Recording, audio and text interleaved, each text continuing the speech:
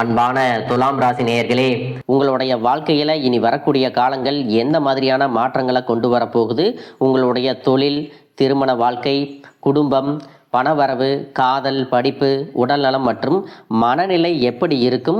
கிரகங்களின் பார்வை மற்றும் இயக்கம் உங்கள் வாழ்க்கையில் எந்த மாதிரியான பலன்களை கொடுக்க போகுது? உங்களுக்கு சாதகமாக இருக்க போகுதா இல்லை கவனமாக இருக்கணுமா? அப்படிங்கிற எல்லா கேள்விகளுக்கும் தெளிவான பதில்களை தெரிஞ்சுக்க இந்த வீடியோவை முழுசாக பாருங்கள். உங்களுக்கு தேவையான நல்ல வழிகாட்டுதல் நிச்சயமாக கிடைக்கும். இதுவரைக்கும் உங்கள் வாழ்க்கையில் நடந்த சில பண தடைகளுக்கும் ஆரோக்கியம் இல்லாமல் போனதுக்கும் என்ன காரணமாக இருக்குது அப்படின்னா, உங்களுக்கு வரக்கூடிய பிரச்சனைகள் கண் திருஷ்டி மூலமா தான் வருது. அதுவும் உங்களுக்கு தெரிஞ்ச நபர்களால தான் வருது. இந்த கண் திருஷ்டிகள் எல்லாம் நீங்கணும் அப்படின்னா செவ்வாய் மற்றும் ஞாயிற்றுக்கிழமைகள்ல மிளகு தீபம் ஏற்றி வழிபட்டீங்கன்னா கொடிய கண் திருஷ்டிகள் கூட உங்களுக்கு விலகி போகும். தொடர்ச்சியாக இதை 6 மாதங்களுக்கு நீங்க செஞ்சுட்டு வந்தீங்க அப்படின்னா தொழிலில் ஏற்பட்ட தடைகள் நீங்கும், உடல் ஆரோக்கியம் முன்னேற்றம் ஏற்படும், குடும்பத்தில் இருந்து வரக்கூடிய நீண்ட கால பிரச்சனைகள் எல்லாமே சரியாகும், மன மகிழ்ச்சியும் சந்தோஷமும் உங்களுக்கு நீண்ட ஆயுள கொடுக்கும். கடந்த சில மாதங்களா பாத்தீங்கன்னா உங்க வாழ்க்கையில நடந்த சம்பவங்கள், ஏமாற்றங்கள், துரோகங்கள் எல்லாமே உங்களுக்கு மிகப்பெரிய ஒரு அனுபவத்தை கொடுத்து இருந்தாலும் சில விஷயங்களை எல்லாம் இப்ப வரைக்கும் உங்களால ஜீரணிக்க முடியல. அதனாலேயே நிறைய நேரங்கள்ல மனசு வெறுத்து போய் இந்த வாழ்க்கையில இதுக்கு மேல நான் என்ன கஷ்டப்பட வேண்டி இருக்கு, எனக்கு இந்த வாழ்க்கையே பிடிக்கல அப்படின்னு சொல்லிட்டு இருப்பீங்க. இப்படி ஒரு வாழ்க்கை எனக்கு அமைஞ்சதுக்கு நான் வாழாமையே இருந்திருக்கலாம் அப்படின்னு கூட நெகட்டிவான எண்ணங்கள் உங்க மனசுல வரும்.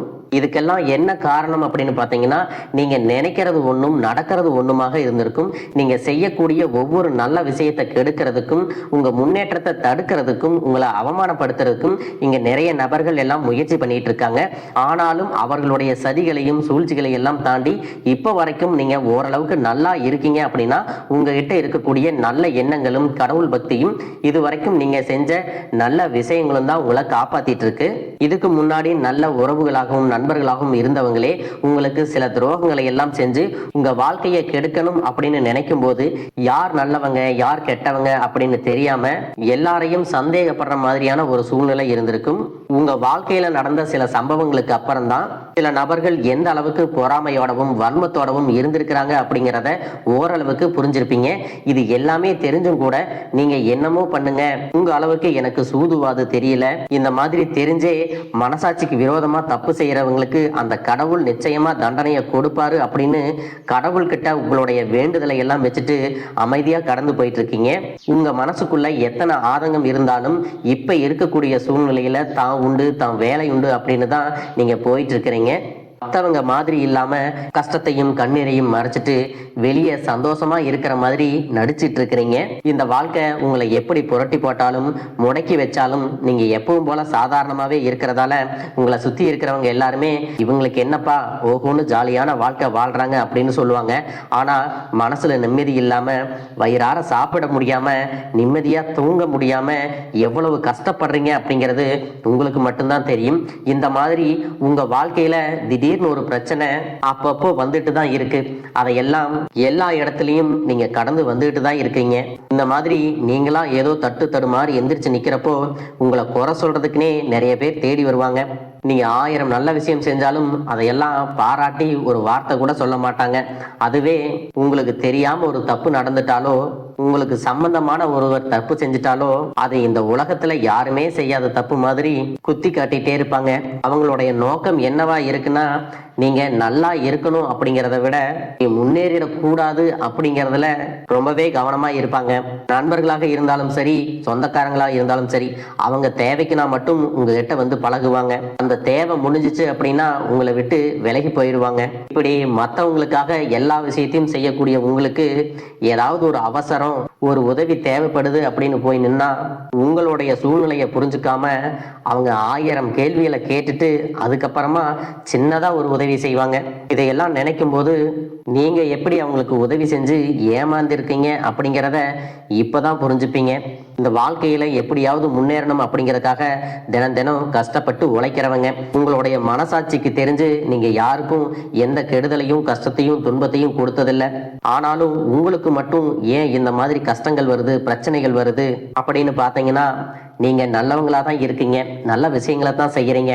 ஆனாலும் உங்களை சுத்தி இருக்கக்கூடிய மனிதர்கள் அந்த மாதிரி நினைக்கிறது இல்ல. நீங்க என்னதான் பிரச்சனைகளை எல்லாம் தவிர்த்துட்டு வந்தாலும் ஏதாவது ஒரு சூழ்நிலையில பிரச்சனையும் கஷ்டமும் உங்களை தேடி வந்துட்டு தான் இருக்கு.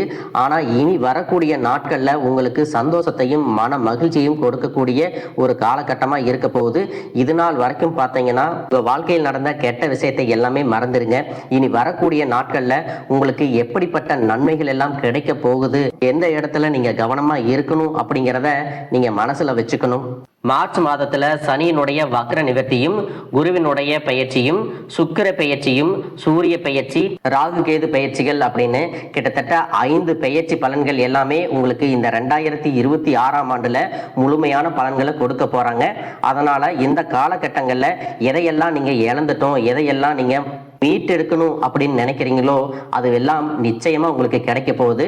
சுக்கிர பயிற்சிகள் மூலமாக உங்களுக்கு பொருளாதாரத்துல நல்ல முன்னேற்றம் ஏற்பட போகுது. பெற்றோர்களுடைய உடல் நலத்துல கவனம் தேவை.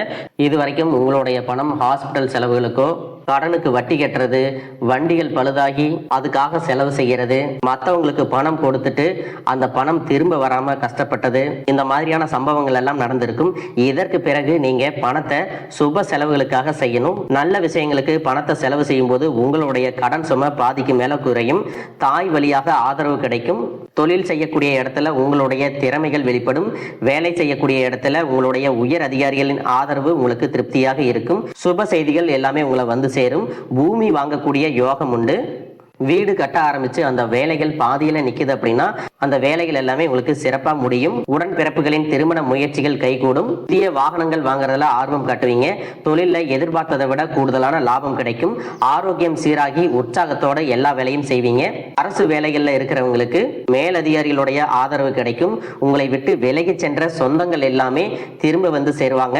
சகோதர ஒற்றுமை வலுப்படும். நிழல் கிரகங்களான ராகு கேது பயிற்சியில பாத்தீங்கன்னா உங்களுக்கு மறக்க முடியாத சில சம்பவங்கள் எல்லாமே உங்களுடைய வாழ்க்கையில் நடக்கும். இந்த காலத்துல குடும்பத்திலையும் தொழிலையும் நீங்க கூடுதலான கவனத்தை செலுத்தணும். உங்களுடைய கடின உழைப்பால லட்சியத்தை அடையணும் அப்படிங்கறதுக்காக ஒரு பிளான் போட்டு வச்சிருப்பீங்க. அதுவெல்லாம் உங்களுக்கு கையில கிடைக்கிற நேரத்துல சில தாமதங்கள் ஏற்படும். வியாபாரத்துல போட்டிகளை எல்லாம் நீங்க சந்திக்க வேண்டியது இருக்கும். குடும்ப உறவுகள்ல நீண்ட காலமாக இருந்த திருமண தடைகள் எல்லாமே நீங்கும். கல்யாண பேச்சு கைகூடும். சின்ன வயசுலேயே கணவன் மனைவி பிரிஞ்சிருக்காங்க அப்படின்னா விவாகரத்து பெற்றதுக்கு அப்புறம் அவங்களுக்கு 2வது திருமணம் கைகூடக்கூடிய வாய்ப்புகளும் இருக்கு. உறவினர்களோடு இருந்த மனக்கசப்புகள் எல்லாமே மாறும். ஆரோக்கிய தொல்லை உங்களுக்கு அதிகரிக்கும். அரசு வழியில சில சிக்கல்கள் உருவாகும். தன்னம்பிக்கையும் தெய்வ நம்பிக்கையும் அதிகமாக தேவைப்படும்.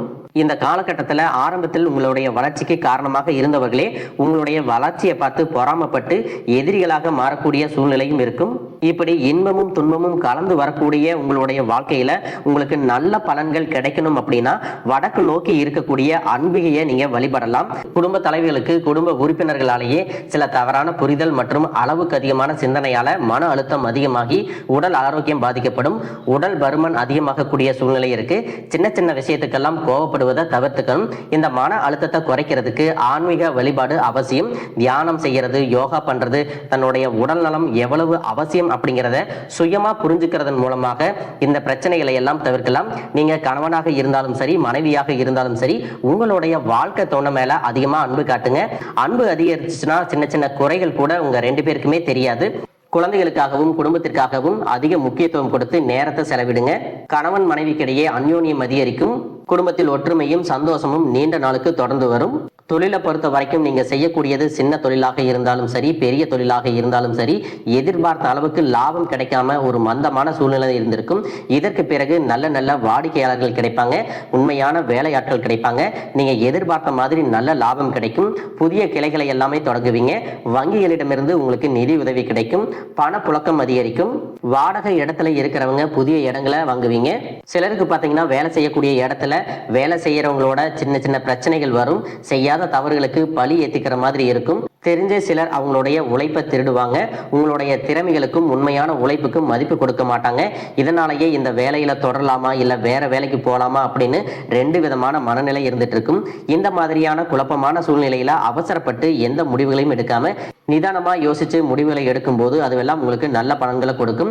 அரசு வேலைகள் மற்றும் போட்டித் தேர்வுகளுக்கு படிச்சுட்டு இருக்கிறவங்களுக்கு உங்களுடைய விடாமுயற்சி மற்றும் கவனச்சிதறல் இல்லாம தொடர்ச்சியாக பயிற்சி செய்யும் பொழுது இந்த 2026ஆம் ஆண்டுல நிச்சயமாக அரசு வேலை கிடைக்க போகுது.